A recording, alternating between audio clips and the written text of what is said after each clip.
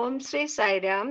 ഭഗവാന്റെ പദാരവിന്ദങ്ങളിൽ സാഷ്ടാംഗം നമസ്കരിച്ചുകൊണ്ട് അന്തഃശൗചയജ്ഞത്തിന്റെ 126 ഭാഗത്തിലേക്ക് എല്ലാവർക്കും സ്വാഗതം. ഇന്ന് നമുക്ക് പ്രസന്റ് ചെയ്യുന്നത് ശുഭ രജിത്താണ്. ശുഭ 5 വയസ്സിൽ എൻ്റെ ബാലവികാസ് സ്റ്റുഡൻ്റായിട്ട് ചേർന്ന കുട്ടിയാണ്. അവളിപ്പോൾ ഇംഗ്ലണ്ടിൽ വർക്ക് ചെയ്യാണ്. 15 ദിവസത്തെ അവധിക്ക് വന്നപ്പോൾ ഒരു ദിവസം ചെയ്യാൻ ഉള്ള ആഗ്രഹം പ്രകടിപ്പിച്ച് ചെയ്യുകയാണ്. അപ്പോൾ ഇന്ന് നമുക്ക് കോർഡിനേറ്റ് ചെയ്യുന്നത് ശോഭ ലക്ഷ്മണാണ്. ശോഭ തുടങ്ങിക്കോളൂ കേട്ടോ. സായിരാം. സായിരാം. ഓം ശ്രീ സായിരാം. സർവവ്യാപിയും സർവാന്തര്യാമിയുമായ ഭഗവാന്റെ തൃപ്പാദ പത്മങ്ങളിൽ ശതകോടി പ്രണാമം. എല്ലാ സായി കുടുംബാംഗങ്ങൾക്കും സ്നേഹം നിറഞ്ഞ സായിരാം. ഇന്ന് അന്തഃശൗച യജ്ഞത്തിലേക്ക് വന്നിട്ടുള്ള അതിഥി ശുഭ രജിത്ത്, തിരുവനന്തപുരമാണ്. സായിറാം ശുഭ. ആദ്യം സത്യസായി വാണി വായനയും. ശുഭ. സായിറാം. സായിറാം. സത്യസായി വാണി വായനയും അതിനുശേഷം അനുഭവ വിവരണവുമാണ്. തുടങ്ങിക്കോളൂ ശുഭ. സായിറാം. സായിറാം. 3 ഓങ്കാരവും സായി ഗായത്രിക്ക് ശേഷമാണ് തുടങ്ങുന്നത്. ഓങ്കാരവും സായി ഗായത്രിയും പറയും. സായിറാം. സായിറാം. ഓ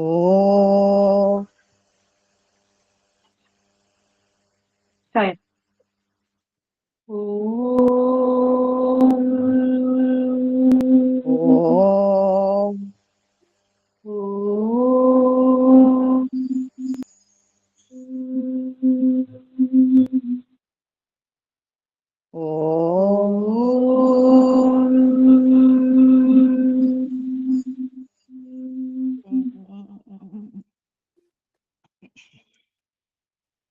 ഓം സായീശ്വരായ വിദ്മഹേ സത്യദേവായ ധീമഹി തന്ന സർവ പ്രചോദയാത്.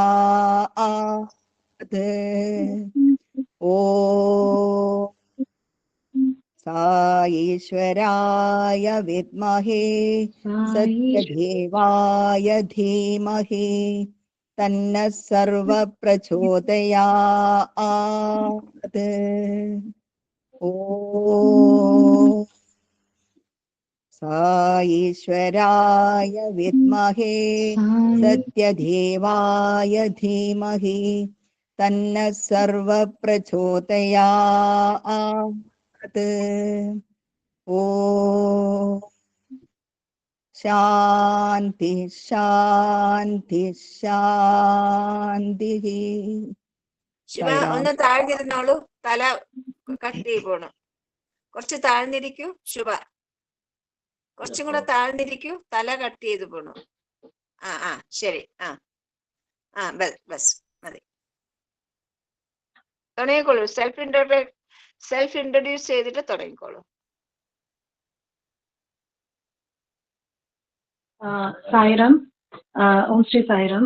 എൻ്റെ പേര് ശുഭ രഞ്ജിത്ത് എന്നാണ്. ഞാൻ വത്സലാൻഡിയുടെ ബാലവികാസ് സ്റ്റുഡൻ്റ് ആയിരുന്നു. അതിനെയാണ് സ്വാമിയിലേക്ക് വരുന്നതും. അപ്പോൾ ഞങ്ങൾ അയൽവാസികളായിരുന്നു. അങ്ങനെ വത്സലാൻഡി മുഖേനയാണ് വത്സലാൻഡിയാണ് ആദ്യമായിട്ട് സ്വാമിയെ കുറിച്ച് പറഞ്ഞു തരുന്നതും ഇതിലേക്ക് വരുന്നതും. പക്ഷേ പിന്നീട് ഞങ്ങളുടെ ഓരോ ജീവിതാനുഭവങ്ങളും സ്വാമിയുടെ അനുഗ്രഹം എപ്പോഴും കൂടെ ഉണ്ടായിരുന്നു. അതിൽ ഞാൻ അനുഗ്രഹീതയാണ്. ഇപ്പോൾ ഞാനിവിടെ വായിക്കുന്നത് ഭഗവാന്റെ ശ്രീ സത്യസായി വാണിയിലെ ഭാഗം 24-ലെ 4-ാം അധ്യായമായ ആഗോള വിനാശത്തെ ആശങ്കപ്പെടേണ്ട എന്നുള്ള അധ്യായമാണ്. വരും വർഷങ്ങളിൽ ലോകം അഭിമുഖീകരിക്കാൻ പോകുന്ന ചില വിപത്തുകളെ സംബന്ധിച്ച് ഭഗവാൻ പ്രവചിച്ചതായി വിവിധ രാജ്യങ്ങളിൽ പ്രചരിപ്പിച്ചിരുന്ന വാർത്തകളെ നിഷേധിച്ചുകൊണ്ട് ഭഗവാൻ നൽകിയ ദിവ്യ സന്ദേശം. ആർക്കും ഉപദ്രവമുണ്ടാകുന്ന ഒരു കാര്യവും സായി നിർദ്ദേശിക്കുകയോ പ്രവർത്തിക്കുകയോ ഇല്ല. വിദേശ രാജ്യങ്ങളിലും ഇന്ത്യയിലും ചില ലഘുലേഖകൾ വിതരണം ചെയ്തു വരികയാണ്. ലോകം അധികം താമസിയാതെ ഒരു മഹാപ്രളയത്തിൽ അമർന്നു നശിക്കുമെന്നും വൻ പ്രദേശങ്ങൾ അതിൽ മുങ്ങിപ്പോകുമെന്നും മറ്റു വിപത്തുകൾ ലോകത്തുണ്ടാകുമെന്നും പല രാജ്യങ്ങളും ദുരിതത്തിൽ ആണ്ടുപോകുമെന്നും മറ്റുമാണ് ആ ലഘുലേഖകൾ പ്രതിപാദിച്ചിട്ടുള്ളത്. അത്തരത്തിലുള്ള ഒരു ചിന്ത പോലും സ്വാമിയിൽ അങ്കുരിച്ചിട്ടില്ല,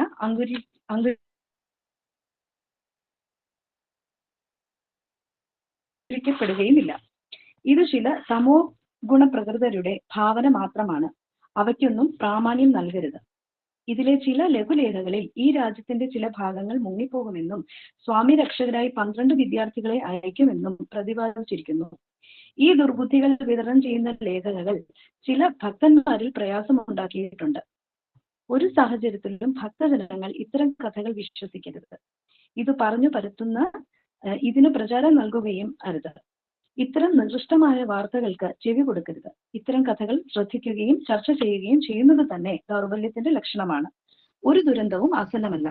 ലോകത്തിന് ഒരു വിനാശവും ആസന്നമല്ല. വിശാലമായ ഈ ഭൂഗോളത്തിൽ സമയാസമയങ്ങളിൽ അവിടിവിടെ ചില അനിഷ്ടങ്ങൾ ഉണ്ടാകാം. ഇറാനും ഇറാഖും തമ്മിലുള്ള കലഹം 10 വർഷം നീണ്ടു നിന്നിരുന്നു. ഇതൊരു മഹായുദ്ധമായി കണക്കാവുന്നതല്ല. ഇന്ത്യയിൽ പോലും പഞ്ചാബിൽ ഭീകരവാദ പ്രവർത്തനങ്ങൾ നടന്നു വന്നിരുന്നു. ഇതൊരു യുദ്ധമാണോ? നീരസം പൂണ്ട ചില വ്യക്തികൾ ഈ മാർഗം തുടർന്നു വരികയും ചെയ്യും. ഭാരതത്തിലോ മറ്റേതെങ്കിലും പ്രദേശങ്ങളിലോ ആകട്ടെ ശരിയായ മനോഭാവം വളർത്തിയെടുക്കുന്നതിലാണ് ആ രാജ്യത്തിന്റെ സുരക്ഷിതത്വം നിലനിൽക്കുന്നത്. ആരാണ് നമ്മുടെ മിത്രങ്ങൾ? ആരാണ് നമ്മുടെ ശത്രുക്കൾ? നമ്മുടെ തന്നെ സൽചിന്തകളാണ് നമ്മുടെ മിത്രങ്ങൾ. മാത്രമായാൽ നമ്മുടെ ജീവിതം ആദർശനിഷ്ഠമാകും. മനസ്സ് ചിന്തകളുടെ ഒരു ഭാണ്ഡമാണ്. ചിന്തകളിൽ നിന്നും പ്രവൃത്തികൾ ഉത്ഭവിക്കുന്നു, പ്രവൃത്തികളിൽ നിന്നും ഫലവും. അതിനാൽ ചിന്തകളാൽ ഭാഗ്യവും ദൗർഭാഗ്യവുമാകുന്ന ഫലങ്ങൾ നൽകുന്നതിന് വിത്താവപ്പെടുന്നു. മനുഷ്യൻ തന്നെയാണ് അതിന്റെ സ്വന്തം ജീവിതത്തിന്റെ ശില്പി. ചിന്തകൾ പ്രവൃത്തികളെ സ്വാധീനിക്കുന്നതിനാൽ സൽചിന്തകൾ പരിപോഷിപ്പിക്കേണ്ടതാണ് അനിവാര്യം.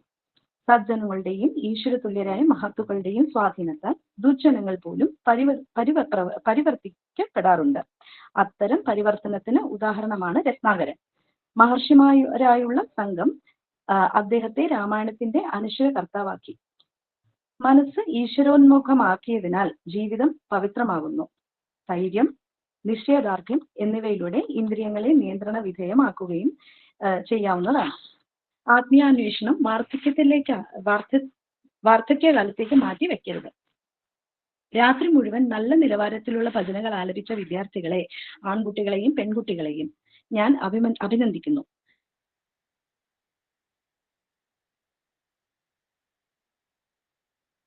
ഭജന ഒത്തുചേർന്ന് ആലപിക്കുന്നതിൽ പെൺകുട്ടികളുടെയും ആൺകുട്ടികളുടെയും വിഭാഗത്തിൽ തമ്മിൽ പൂർണ്ണ യോജിപ്പ് ഇല്ലായിരുന്നു. ആൺകുട്ടികളുടെ ഭാഗത്ത് അവർ ഭജന നയിച്ചപ്പോൾ പെൺകുട്ടികൾ കൂടെ പാടിയില്ല. പെൺകുട്ടികളുടെ ഭാഗത്ത് നിന്നും ഭജനം നയിച്ചപ്പോൾ ആൺകുട്ടികളും കൂടെ പാടിയില്ല. വിഭുവിന്റെ നാമം ആലപിക്കുമ്പോൾ ഇത്തരം ഭേദചിന്തകൾ പാടില്ല. ഈശ്വരനെ ധ്യാനിച്ചുകൊണ്ട് ഹൃദയം പരിശുദ്ധമാക്കാൻ വേണ്ടിയാണ് ശിവരാത്രി അനുഷ്ഠിക്കുന്നത്. ഹൃദയം പരിശുദ്ധമായി കഴിഞ്ഞാൽ ജീവിതവും പവിത്രമാകും. മനുഷ്യൻ സത്ശീലങ്ങൾ വളർത്തുകയും ധാർമ്മികമായി പ്രവർത്തിക്കുകയും ചെയ്താൽ വിശാലമായ സാമൂഹിക പുനർനിർമ്മാണത്തിന് ആവശ്യകത ഉണ്ടാകുകയില്ല. യുവാക്കൾ ദുഷ്ചിന്തകളും ദുശീലങ്ങളും വെടിയണം. ആത്മീയ അന്വേഷണം വാർദ്ധക്യകാലത്തേക്ക് മാറ്റിവെക്കേണ്ടതില്ല. ഈശ്വരാന്വേഷണത്തിനുള്ള നേരം ഇപ്പോൾ തന്നെയാണ്. പ്രിയപ്പെട്ട വിദ്യാർത്ഥികളെ, നിങ്ങളുടെ ചിന്തകളും പ്രവൃത്തികളും പവിത്രമാക്കാൻ ഇപ്പോൾ മുതൽ യത്നിക്കൂ. മറ്റു വിദ്യാഭ്യാസ സ്ഥാപനങ്ങളിലെവിടെയും ഈശ്വരനാമം ജപിക്കുന്ന വിദ്യാർത്ഥികളെ, ആൺകുട്ടികളെയും പെൺകുട്ടികളെയും നിങ്ങൾക്ക് കാണാനാവില്ല. പവിത്ര ചിന്തകൾ കൊണ്ട് നിർഭരമായ വിദ്യാർത്ഥി സമൂഹത്തെ സത്യസായി ഇൻസ്റ്റിറ്റ്യൂട്ടിൽ മാത്രമേ നിങ്ങൾക്ക് കാണാൻ സാധിക്കൂ. ഈ പവിത്രതയും വിശുദ്ധിയും വളർത്താൻ നിങ്ങൾ സ്ഥിരമായി ഉദ്യമിക്കണം. പ്രാർത്ഥന പരമപ്രധാനമാണ്. ലോകരക്ഷയ്ക്ക് ഈശ്വരനാമം പോലെ ശക്തിയുള്ള മറ്റൊന്ന് ഈ ലോകത്തിലില്ല എന്ന കാര്യം ഓർമ്മിക്കുക. ആയുധങ്ങളും ബോംബുകളുമല്ല ലോകത്തെ രക്ഷിക്കാൻ പോകുന്നത്. മനുഷ്യന്റെ പരമപ്രധാനമായ കർത്തവ്യമാണ് ഈശ്വരാനുഗ്രഹത്തിന് വേണ്ടി പ്രാർത്ഥിക്കുക എന്നത്. പ്രാർത്ഥന പരമപ്രധാനമാണ്. ഭജന ഈശ്വരനുള്ള പവിത്രണം. ഭാവമില്ലാത്ത രാഗം ഒരു രോഗമാണ്. അഹങ്കാരവും പ്രദർശന വ്യഗ്രതയും ഉപേക്ഷിച്ച് വിനയത്തോടും ഭക്തിയോടും നിങ്ങൾ ഭജന ആലപിക്കൂ. ത്യാഗരാജൻ അദ്ദേഹത്തിന്റെ ഒരു കീർത്തനത്തിൽ രാമനാമം അതിന്റെ ശക്തിയുടെ പൂർണ്ണ അവബോധത്തോടെ ആലപിക്കാൻ മനസ്സിനോട് അപേക്ഷിക്കുന്നുണ്ട്. നിത്യജീവിതത്തിലും ഓരോ ചുവടുവെപ്പിലും ഓരോ പ്രാർത്ഥനയിലും ഈശ്വരാവബോധം അനിവാര്യമാണ്. ഭജനയിൽ പങ്കെടുക്കുന്നവരെല്ലാം ഒരുമയോടെ പാടിയാൽ എത്ര പവിത്രമായ സ്പന്ദനങ്ങളാണ് അതിലൂടെ സംജാതമാകുന്നത്. എത്ര ദിവ്യ ഊർജമാണ് പ്രസരിക്കുന്നത്. ഈ ദിവ്യ തരംഗങ്ങൾ ലോകത്ത് നിറയുമ്പോൾ എന്ത് മാറ്റമാണ് ഉണ്ടാകുന്നത്. ഒരാൾ ഒറ്റയ്ക്ക് പാടിയാൽ ഹൃദയം പാട്ടിൽ അലിഞ്ഞു ചേരുന്നു. എന്നാൽ ധാരാളം പേർ ഒരുമിച്ച് പാടിയാൽ അതിന് ഒരു ദിവ്യ ശക്തി ലഭിക്കുന്നു. അതുകൊണ്ടാണ് ഗുരുനാനക് സമൂഹ ഭജനയെ ശ്ലാഘിച്ചത്. ശിവരാത്രി ഭജനയുടെ സമാപന വേളയിൽ 13/2/1991 രാവിലെ പൂർണ്ണചന്ദ്ര ഓഡിറ്റോറിയത്തിൽ നടത്തിയ സ്വാമിയുടെ ദിവ്യ പ്രഭാഷണത്തിൽ നിന്നാണ് ഈ വാക്കുകൾ. ജയ് സായിറാം. സായിറാം മോളെ, ഇനി അനുഭവം പറഞ്ഞോളൂ കേട്ടോ. സായിറാം. സായിറാം. സായിറാം ആൻറ്റി. ഭഗവാന്റെ അനുഭവങ്ങൾ പറയാനായിട്ട് ആദ്യമായിട്ട് ഉള്ള ഒരു അനുഭവം, അതായത് ഞാൻ എൻ്റെ 10ാം ക്ലാസ്സിൽ പഠിക്കുമ്പോൾ എൻ്റെ അച്ഛന് അതിഭയങ്കരമായ ഒരു രോഗം അനുഭവപ്പെട്ടിരുന്നു. അതായത് കിഡ്നിയുമായി സംബന്ധിച്ചിട്ടുള്ള രോഗമായിരുന്നു. അന്ന് അതികഠിനമായിട്ട്, അതായത് ഞാൻ 10ാം ക്ലാസ്സിൽ സ്കൂളിൽ നിന്ന് തിരിച്ച് വീട്ടിലെത്തുമ്പോൾ അതികഠിനമായിട്ട് വേദനയിൽ പുളയുന്ന അച്ഛനെയാണ് ഞാൻ കാണുന്നത്. മരുന്ന് കഴിച്ചില്ലേന്ന് ചോദിച്ചപ്പോൾ മരുന്ന് കഴിച്ചു എന്നാണ് അച്ഛൻ പറയുന്നത്. പക്ഷെ എത്ര മരുന്ന് കഴിച്ചിട്ടും ആ വേദനയിൽ നിന്ന് അച്ഛനൊരു ശാന്തി ലഭിച്ചിരുന്നില്ല. അതായത് അച്ഛന് കിടക്കാൻ പറ്റുന്നില്ല, ഇരിക്കാൻ പറ്റുന്നില്ല, നിൽക്കാൻ പോലും പറ്റുന്നില്ല, ഒന്നും ചെയ്യാൻ പറ്റുന്നില്ല. എനിക്ക് എന്ത് ചെയ്യണമെന്ന് അറിയില്ല. അമ്മ ജോലിക്ക് പോയിരുന്നു. അമ്മയെ വിളിക്കാനായിട്ട് അന്ന് നമുക്ക് ഫോണൊന്നുമില്ല. അപ്പോ എനിക്ക് എൻ്റെ മുന്നിലുള്ള ഒരേ ഒരു മാർഗം ഭഗവാനോട് പ്രാർത്ഥിക്കുക എന്നുള്ളത് മാത്രമായിരുന്നു. അങ്ങനെ ഭഗവാനോട് പ്രാർത്ഥിച്ച് ഒരു ഗ്ലാസ്സിൽ വെള്ളം എടുത്ത് സായി ഗായത്രി 10 പ്രാവശ്യം സായി ഗായത്രി പറഞ്ഞ് ഓരോ പ്രാവശ്യവും വിഭൂതി ആ വെള്ളത്തിലേക്ക് ഇടും. അങ്ങനെ സായി ഗായത്രി പറഞ്ഞ് വിഭൂതി ആ വെള്ളത്തിലേക്ക് ഇട്ട് ഭഗവാനോട് അകമഴിഞ്ഞ് പ്രാർത്ഥിച്ചിട്ട് അച്ഛനോട് ഞാൻ പറഞ്ഞു ആ വെള്ളം അങ്ങ് കുടിച്ചോളാൻ പറഞ്ഞു. അങ്ങനെ അച്ഛൻ ആ വെള്ളം കുടിച്ചു. ഭഗവാന്റെ കാരുണ്യം അല്ലാതെ ഒന്നും പറയാനില്ല. ഒരു 10 മിനിറ്റിന് ശേഷം അച്ഛൻ കിടന്ന് ഉറങ്ങി. അത്രയും നേരം വേദനയിൽ പുളഞ്ഞിരുന്ന മനുഷ്യനാണ്.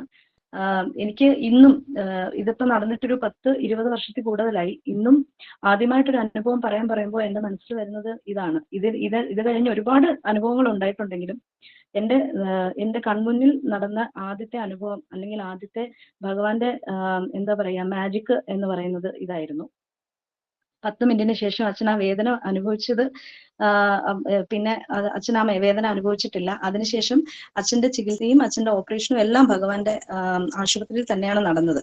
പക്ഷെ ഇതായിരുന്നു ആദ്യത്തെ ഭഗവാന്റെ എനിക്ക് തരാൻ പറ്റിയിരുന്ന ഏറ്റവും വലിയൊരു അനുഗ്രഹം. അത് എൻ്റെ കൈകൊണ്ട് ഞാൻ കൊടുത്ത വിഭൂതിയിൽ അച്ഛൻ ആ വേദന ശമിച്ചു എന്ന് എനിക്ക് അതീവ സന്തോഷത്തോടു കൂടി എനിക്ക് പറയാം. ഇതാണ് എൻ്റെ ഒരു ചെറിയ അനുഭവം. ജയ് സായിറാം. ഒരുപാടുണ്ടല്ലോ, സമയമുണ്ട്, പറഞ്ഞോളൂ. സായിറാം, ഇനിയും പറഞ്ഞോളൂ. ബാലികാസിൽ വന്നതും സ്വാമിനെ കണ്ടതും ഒക്കെ പറയാം. സായിറാം. സായിറാം. അനുഭവം പറയാൻ പറഞ്ഞപ്പോ പെട്ടെന്ന് വന്ന ഒരു അനുഭവമാണ്.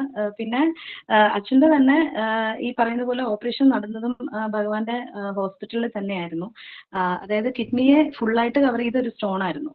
അതായത് ചിലപ്പോൾ ഇവിടെയൊക്കെ ഹോസ്പിറ്റലിൽ ചെയ്തിരുന്നെങ്കിൽ അച്ഛൻ്റെ ഒരു കിഡ്നി തന്നെ പോയേ. പക്ഷേ അവിടുത്തെ ഭഗവാന്റെ സത്യസായി ഇൻസ്റ്റിറ്റ്യൂട്ട് അവിടെ ഹോസ്പിറ്റലിലാണ് ചെയ്തത്, സൂപ്പർ സ്പെഷ്യാലിറ്റി ഹോസ്പിറ്റലിലാണ് ചെയ്തത്. അതും കോംപ്ലിക്കേറ്റഡ് ആയിരുന്നു. ആദ്യത്തെ ഓപ്പറേഷൻ കഴിഞ്ഞിട്ട് അച്ഛന് അതിഭയങ്കരമായ ബ്ലീഡിംഗ് ഒക്കെ ഉണ്ടായി. അതിനുശേഷം അത്ഭുതം എന്ന് പറയട്ടെ, ഡോക്ടേഴ്സ് അകത്ത് കയറ്റി എല്ലാം വീണ്ടും റീഓപ്പൺ ചെയ്ത് നോക്കുമ്പോൾ ഒരു കുഴപ്പവും ഇല്ല എന്ന് തന്നെയാണ് ഡോക്ടേഴ്സ് പറഞ്ഞത്.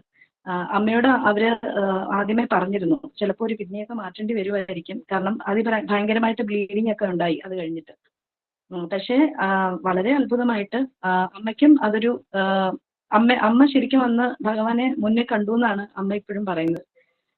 എന്തായാലും അച്ഛന് വേറെ ബുദ്ധിമുട്ടുകളൊന്നും ഉണ്ടായില്ല.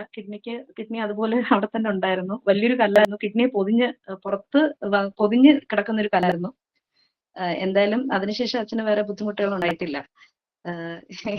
ഇങ്ങനെ കുറെ അനുഭവങ്ങളുണ്ട്. ഇതാണ് എനിക്കിപ്പോ പറയാൻ പറ്റുന്നത്. ഞാൻ ഇന്നലെ ലണ്ടനിൽ നിന്ന് വന്നിട്ടേ ഉള്ളൂ, അപ്പൊ എനിക്ക് കൂടുതലൊന്നും പ്രിപ്പയർ ചെയ്യാൻ പറ്റിയിട്ടില്ല. ജീവിതത്തിൽ മോൾക്കുണ്ടായ അനുഗ്രഹങ്ങൾ പറയൂ. മോളുടെ ആഗ്രഹങ്ങൾ സാധിച്ചതും അങ്ങനെയുള്ള കുറെ നല്ല അനുഭവങ്ങൾ ഉണ്ടല്ലോ, അതൊക്കെ പറ. ആഗ്രഹങ്ങൾ സാധിച്ചു എന്ന് പറഞ്ഞു കഴിഞ്ഞാല് നമ്മളുടെ ഓരോ പാതയിലും ഭഗവാന്റെ ലക്ഷ്യങ്ങളിലൊക്കെ എത്തിച്ചില്ലേ ഭഗവാൻ? അനുഗ്രഹം ഞാൻ പറഞ്ഞല്ലോ. എൻ്റെ കല്യാണം മുതല് പിന്നെ ഞാൻ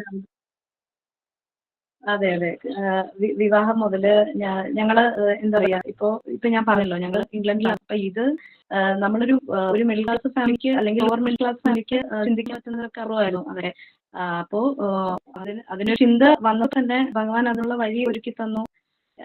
അങ്ങനെ ഇപ്പൊ അവിടെ വർക്ക് ചെയ്യുന്നു. ഭഗവാന്റെ സഹായത്താല് വേറെ ബുദ്ധിമുട്ടുകളൊന്നും ഇല്ല.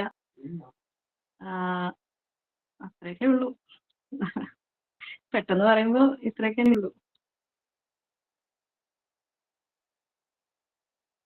അതൊക്കെ മോളെ. ഇനി ഭഗവാന്റെ പ്രസന്റേഷൻ ഉണ്ട്, അത് കഴിഞ്ഞിട്ടൊരു ഭജന പാടണേ. സായിരാം. വീഡിയോ ഓഫ് ചെയ്തോളൂ.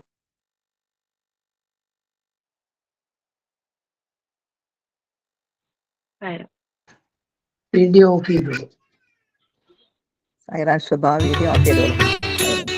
പ്രിയమైన విద్యార్థులారా, dear students,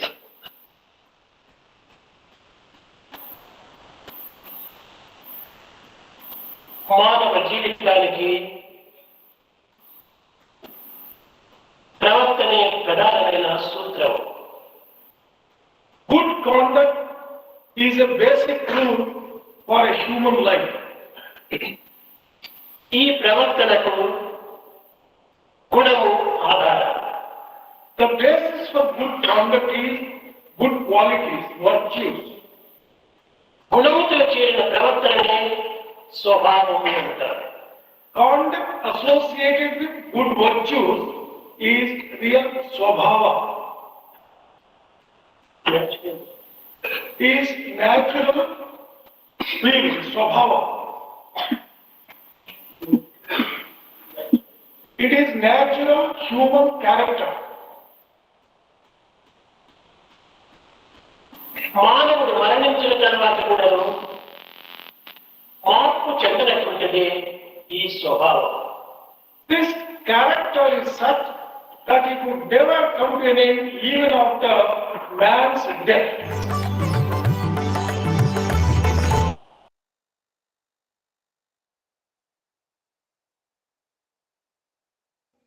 സായിരാം.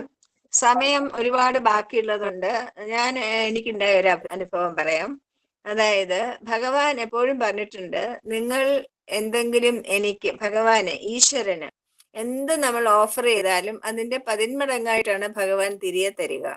എത്ര നമ്മൾ ആത്മാർത്ഥമായിട്ട് നമ്മൾ കൊടുക്കുന്നുവോ അതിന്റെ 10 മടങ്ങ് ഭഗവാൻ തരും.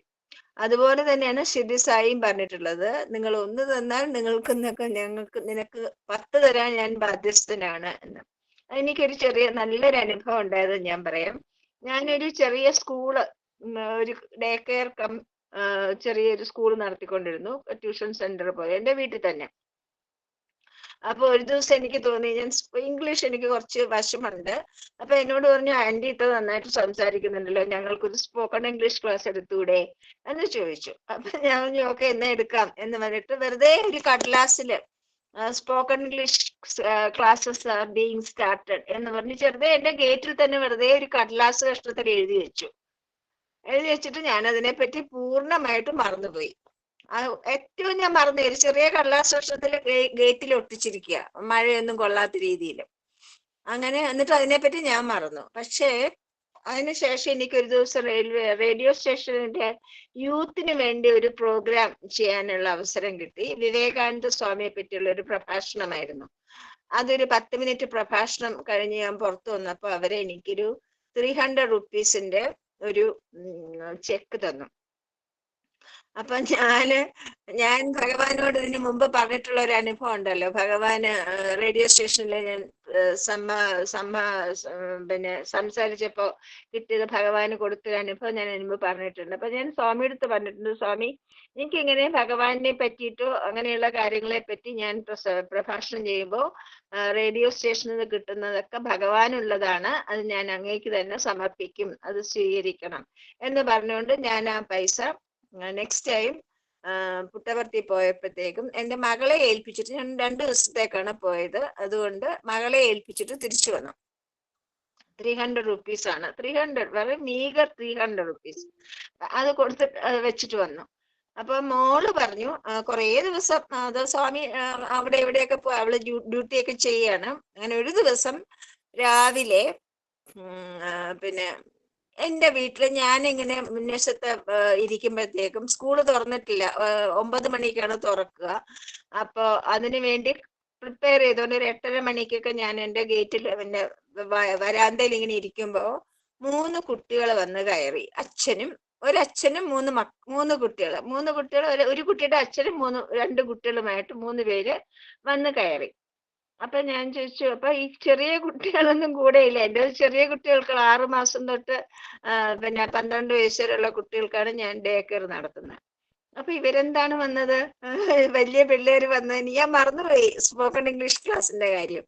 അപ്പൊ അവര് പറഞ്ഞു, ആന്റി ഇവിടെ സ്പോക്കൺ ഇംഗ്ലീഷ് പഠിപ്പിക്കുന്ന എഴുതി കണ്ടു, ഞങ്ങളിത് പഠിക്കാനായിട്ട് ചേരാൻ വന്നതാണ് എന്ന് പറഞ്ഞു. എനിക്ക് വളരെ ചെറിയ തുച്ഛമായ ഒരു ഇതേ ഞാൻ വെച്ചിട്ടുണ്ടായിരുന്നുള്ളൂ. പിന്നെ കോഴ്സിനുള്ള ഫീസൊക്കെ വളരെ കുറവാണ്. ഞാൻ വളരെ കുറച്ച് ഫീസേ വാങ്ങിക്കൂ, നാമമാത്രമായിട്ട്. അപ്പൊ അവര് പറഞ്ഞു ഞങ്ങൾ ചേരാൻ വേണ്ടി അതിന് വന്നതാണ് എന്ന് പറഞ്ഞു. അപ്പൊ ഞാൻ ചോദിച്ചു, മോളുടെ പേരെന്താ? മുൻപിൽ നിന്ന കുട്ടിയെടുത്ത് ഞാൻ ചോദിച്ചു, മോളുടെ പേരെന്താ? ആ കുട്ടി പറഞ്ഞു, സായിശ്രീ. സായിശ്രീ എന്നാണ് എൻ്റെ പേര്. എൻ്റെ ബാലവികാസിന്റെ പേരും സായിശ്രീ എന്നായിരുന്നു. അപ്പൊ എനിക്ക് വളരെ സന്തോഷമായി.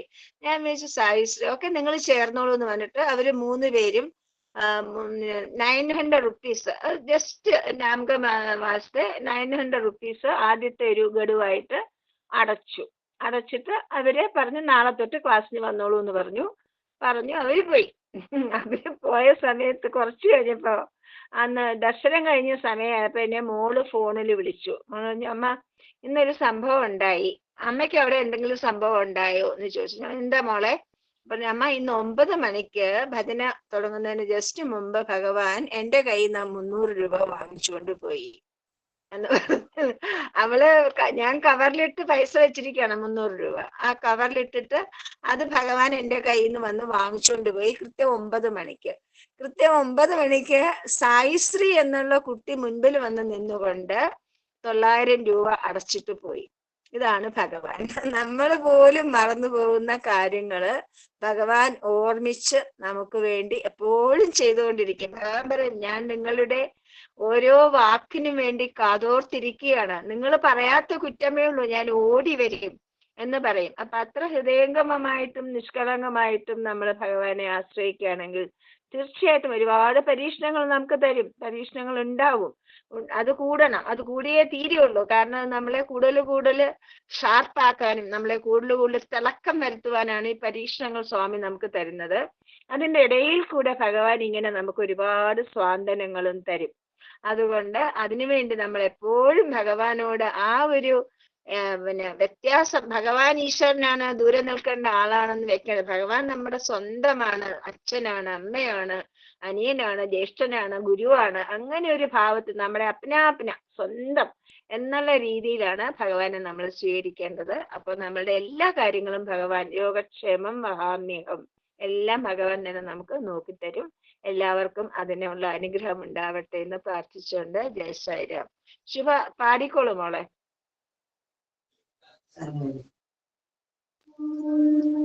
ശ്രീ സായിരാം. നമ പാർവതി പദയേ ഹര ഹര ഹര ഹര ശങ്കര മഹാദേവാ. നമ പാർവതി പദയേ ഹര ഹര ഹര ഹര ശങ്കര മഹാദേവാ. ഹര ഹര ഹര ഹര മഹാദേവാ. ശിവ ശിവ ശിവ ശിവ സദാ ശിവാ.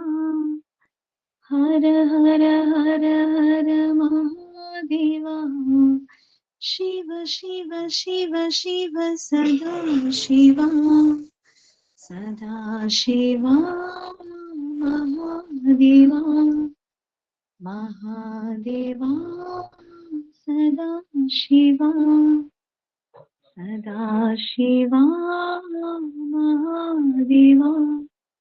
മഹാദേവാ സദാ ശിവാ. നമ പാർവതി പദയേ ഹര ഹര ഹര ഹര ശങ്കര മഹാദേവാ. ഹര ഹര ഹര ഹര മഹാദേവാ. ശിവ ശിവ ശിവ ശിവ സദാ ശിവാ. സദാ ശിവാ മഹാദേവാ. മഹാദേവാ സദാ ശിവാ. നമ പാർവതി പദയേ ഹര ഹര ഹര ഹര ശങ്കര മഹാദേവാ. ശ്രീ സായിറാം. സായിറാം. സായി ഉപമ. നാളെ ക്ലാസ് ഇല്ല, നാളെ വ്യാഴാഴ്ചയാണ്, ഗീതാ ക്ലാസ് ആണ്. മറ്റന്നാള് ഉണ്ണികൃഷ്ണൻ, ശ്രീ ഉണ്ണികൃഷ്ണൻ ഫ്രം മലപ്പുറമാണ് വായിക്കുന്നത്. സായി ഉപമ. മമാകാരം, ഞാൻ എന്റേത് എന്ന വിചാരവും കാമക്രോധ ലോഭ മോഹ മതമാത്സര്യങ്ങളാകുന്ന 6 ദുർഗുണങ്ങളും ചേർന്ന് 7 മതിലുകളുള്ള ഒരു കോട്ട ഉണ്ടാക്കിയിരിക്കുന്നു. ആ കോട്ടയുടെ ഉള്ളിൽ മധ്യത്തിലായി ഒരു തടാകമുണ്ട്. അതിൽ ഒരു ദിവ്യമായ ഹംസം നീന്തി കളിക്കുന്നു. ഇതാണ് നിങ്ങളുടെ യഥാർത്ഥ അസ്തിത്വത്തിന്റെ ചിത്രം. ആ തടാകത്തിലെ ഒരു അലയായി മാറിയാൽ നിങ്ങൾ രക്ഷപ്പെടും. നിങ്ങൾ ഈ ലോകത്തിലേക്ക് വന്നത് ലോകേശന്റെ സന്നിധിയിൽ പ്രവേശിക്കുവാനാണ്. അതിനാൽ വഴിയിൽ കാണുന്ന സത്രങ്ങൾ ലക്ഷ്യങ്ങളാണെന്ന് വിചാരിച്ചുകൊണ്ട് അവിടെ തങ്ങാതിരിക്കുക. ഈശ്വരൻ വഴിതെറ്റിപ്പോയവരെ മടങ്ങി വരുന്നതിനായി കാത്തിരിക്കുകയാണ്. അവിടുന്ന് ഒരു കന്നുകുട്ടിയെ നഷ്ടപ്പെട്ട പശുവിനെ പോലെ വ്യാകുലതയോടുകൂടി തന്നിൽ നിന്നും പിരിഞ്ഞുപോയ ഭക്തർക്ക് വേണ്ടി കാത്തിരിക്കുന്നു. ജയ് സായിരാം.